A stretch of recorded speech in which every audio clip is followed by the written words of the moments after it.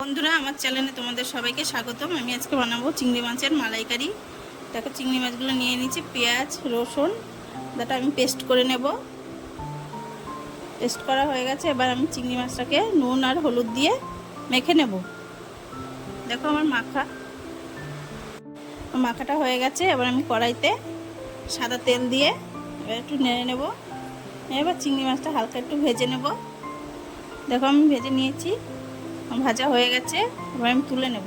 দেখো, তোলা হয়ে গেছে। এবার আমি সেই কড়াইতেই আমি তেল দিয়ে এবার আমি একটু নেড়ে চেড়ে আদা রসুনের পেস্টটা আমি এখন দিয়ে দেব।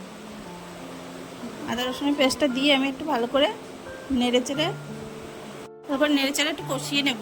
কষানো হয়ে গেলে তারপর দেখো ভালো করে একটু কষিয়ে নিতে হবে। আদা রসুনের পেস্টটা কষানো হয়ে গেছে। এবার আমি দিয়ে দেবো নুন হলুদ দিয়ে ভালো করে একটু নেড়ে নেব।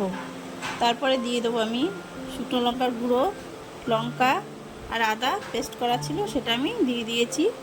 তারপরে দিয়ে দেবো টমটম কুচি দিয়ে ভালো করে নেড়ে চেড়ে একটু ভেজে ভেজে নেব।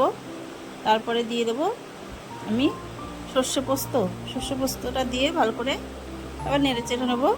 নেড়ে ভালো করে একটু ভাজা ভাজা কষিয়ে নেব। তারপরে দিয়ে দেবো আমি টক দই দিয়ে ভালো করে আমি কষিয়ে নেব। মশলাটা কষানো হয়ে গেলে তারপরে আমি দিয়ে দেবো ভাজা চিংড়ি মাছটা দিয়ে আমি একটু ভালো করে কষিয়ে নেব। কষিয়ে ভালো করে ভাজা একটু কষিয়ে নিয়ে তারপরে আমি দিয়ে দেবো ভিতরে সেই টক দইয়ের মধ্যে যে জলটা দিয়ে ধুয়ে রেখেছিলাম বাটিটা, সেই বাটিতে আমি জলটা দিয়ে দিলাম। দিয়ে এবার ভালো করে নেড়ে চেড়ে আমি ফুটতে দেবো। দেখো, আমার ফোটা হয়ে গেছে। এবার আমি দিয়ে দেবো হালকা করে ভাজা জিরে দিয়ে ভালো করে নেড়ে চেড়ে ফুটে যাবে।